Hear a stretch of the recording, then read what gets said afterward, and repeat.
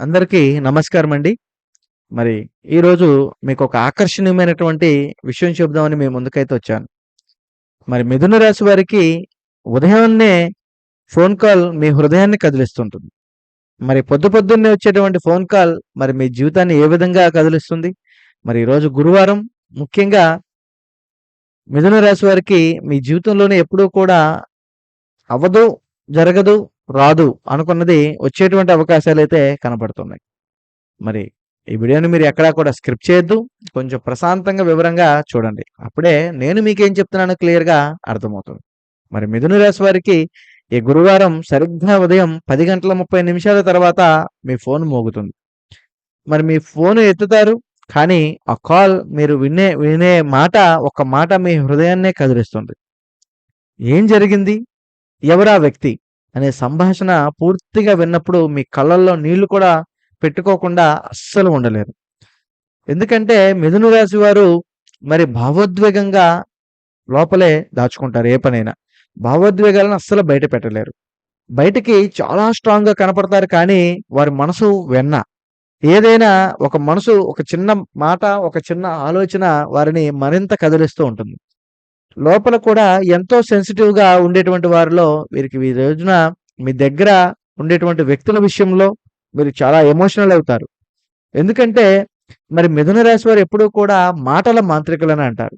వీరికి శక్తి, సామర్థ్యాలు, ఐడియాలు, ఆలోచనలు ఎప్పుడూ ఎక్కువే.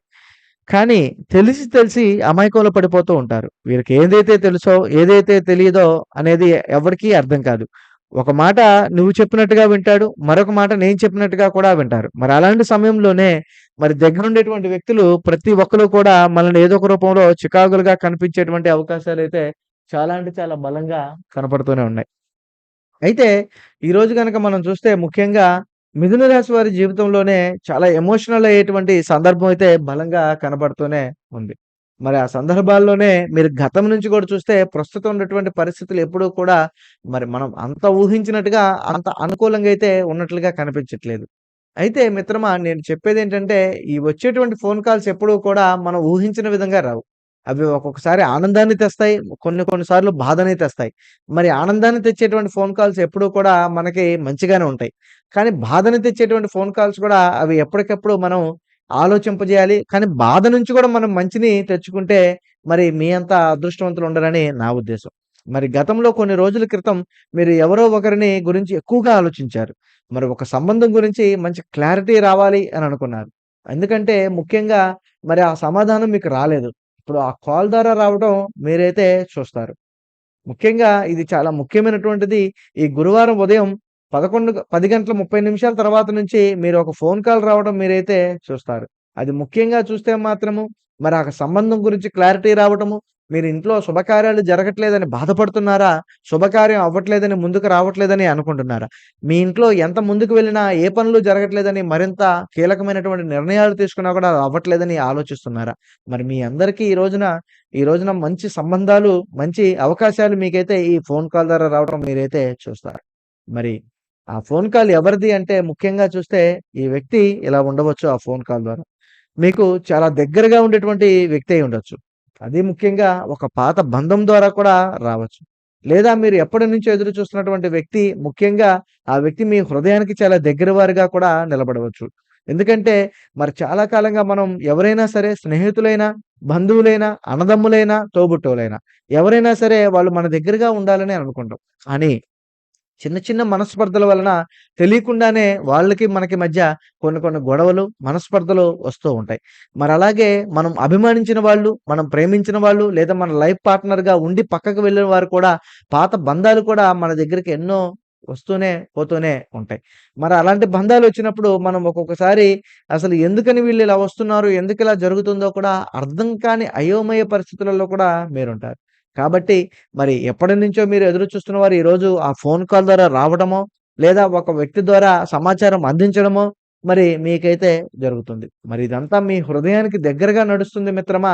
మరి ఆ సంభాషణలో ఏం జరుగుతుందంటే మీరు ఫోన్ రాగానే ఫోన్ రింగ్ అవుతుంది. ఆ ఫోన్ రాగానే మీరు ఇలా కాల్ ఎత్తుతారు. ఆ వ్యక్తి మీతో ఇలా మాట్లాడతాడు. మరి ఏంటి నన్ను మర్చిపోయావా అని. కొంచెం బాధతో, కొంచెం భావోద్వేగంతో మరి ఆ మాటలు ఒక నిజంగా బయటపడుతుంది. ఆ నిజం ఇలా ఉండవచ్చు. నేను విడిపోవాల్సినటువంటి పరిస్థితి, ఒక బాధాకరమైనటువంటి విషయం నీ మనసులోనే దాచుకున్నటువంటి భావాన్ని నేనిప్పుడు నీకు చెప్పాలి అని అనుకుంటున్నాను. అది నీకు చెప్పగానే ఎదుటివారు ఆ మాట, అతను ఏం చెప్తాడో ఆ మాట వినగానే నీ మనసులో కొంచెం భావోద్వేగంతో కాదు మిత్రమా, నువ్వు ఎందుకని విడిపోయినటువంటి పరిస్థితులన్నీ ఒక్కసారిగా గుర్తొస్తాయి.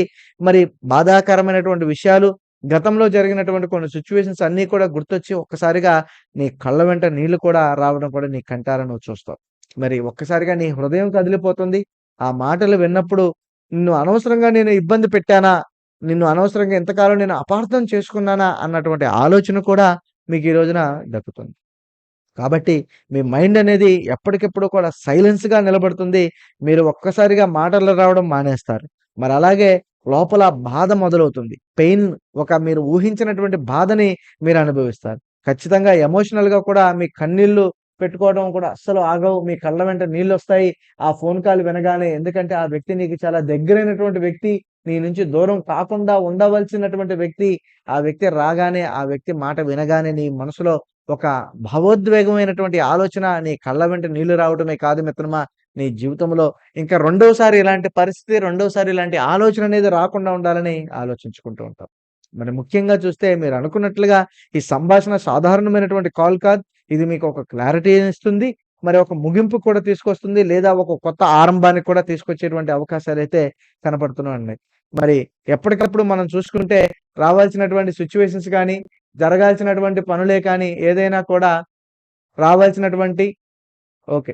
ప్రతి పనులలో కూడా నష్టాలనేవి మనకి జరుగుతూనే ఉన్నాయి. మరి ఎందుకంటే రావాల్సినటువంటి వ్యక్తులు ఎప్పటికప్పుడు మన జీవితంలోకొచ్చినట్లుగా వచ్చి వాళ్ళ యొక్క ఆలోచనల్ని మన పైన రుద్ది, మనం ఏమనుకుంటున్నాం, మనం మంచిగా ఉన్నామా లేదా, వాళ్ళు మనతో సరిగ్గా ఉన్నారా లేదా అని అర్థం లేని స్థితిలోకి వెళ్ళిపోతున్నారు.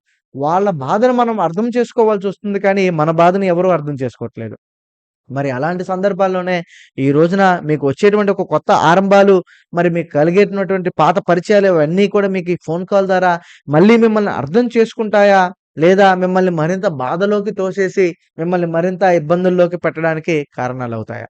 ఎందుకంటే ఈ పరిస్థితిలో రావడానికి అసలైనటువంటి గ్రహస్థితి ప్రకారం చూస్తే చంద్రుడు ముఖ్యంగా భావోద్వేగాలను పెంచడానికి ఉన్నాడు. ఎందుకంటే చంద్రుడు భగవానుడు ఎప్పుడు ఆయన యొక్క సూర్యకాంతి మన పైన ఎప్పుడు పడడం వలనే మన జీవితంలోనే ఎప్పుడూ కూడా భావోద్వేగాలు పెంచేటువంటి సమయం మనకి ఏర్పడుతూ ఉంటుంది.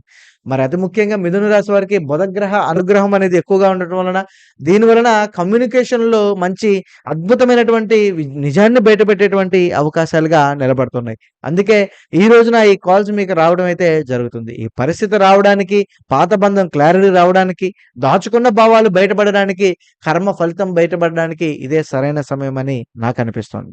మరి ఇటువంటి సమయంలోనే ముఖ్యంగా మీకు కొన్ని లాభ నష్టాలు, అలాగే కొన్ని పరిహారాలు, అలాగే మీకైతే ఇప్పుడు చెప్తాను. మరి ముఖ్యంగా చూస్తే లాభాలు ఏ విధంగానంటే మీకు ఒక మంచి క్లారిటీ వస్తుంది. భావోద్వేగంగా మీకైతే ఎళ్ళిపోతుంది. చేసేటువంటి పనులలో కూడా ముఖ్యంగా మీకైతే అద్భుతంగా నిలబడుతూ ఉంటుంది. మరి భావోద్వేగపరమైనటువంటి విముక్తి కలుగుతుంది.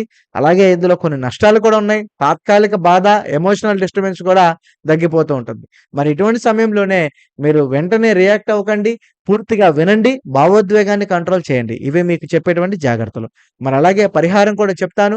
ఖచ్చితంగా మీరైతే ఓం నమో నారాయణాయ అనే మంత్రాన్ని 108 సార్లు జపించాలి. మరి జపించే ప్రతి ఒక్కసారి కూడా మీరైతే ఒక పువ్వుని దేవునికి అర్పించాలి. విష్ణువు లేదా గురుదేవునికి ప్రార్థించండి. పసుపు దానం చేయండి. శనగపప్పు కూడా దానం చేయండి లేని వారికి. మరి అలాగే ఒక గ్లాస్ నీటిలో పసుపు కలిపి దేవుని ముందు మీరైతే సమర్పించాలి. ఇది మీ మనసును ప్రశాంతత అయితే ఇస్తుంది. ఇక ఫైనల్‌గా నేను చెప్పేటువంటి విషయం ఏంటంటే మిత్రమా, మిథున రాశి వారు ఈరోజు ఒక కాల్, ఒక మాట, ఒక భావం ఇవి మీ హృదయాన్ని కదిలించబోతున్నాయి. మీరు ఏడ్చిన ఏడుపులు మీ బలహీనత కాదు. అది మీ మనసు బయటపడడాన్ని గుర్తుంచుకోండి. కొన్ని బాధలు మనల్ని కూల్చడానికి రావు.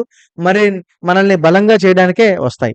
కాబట్టి ఫైనల్‌గా నేను చెప్పేదేంటంటే, ఈరోజు మీరు వింటున్నటువంటి ఈ సంభాషణలో మీ జీవితంలో కొత్త భావోద్వేగ ఆరంభానికి దారితీస్తుందని మనస్ఫూర్తిగా అయితే చెప్తున్నాను. ఈ వీడియో గనక నచ్చితే లైక్ చేయండి, షేర్ చేయండి, సబ్స్క్రైబ్ చేయండి మా ఛానెల్‌ని. మరో వీడియోతో మళ్ళీ కలుద్దాం. స్వస్తి.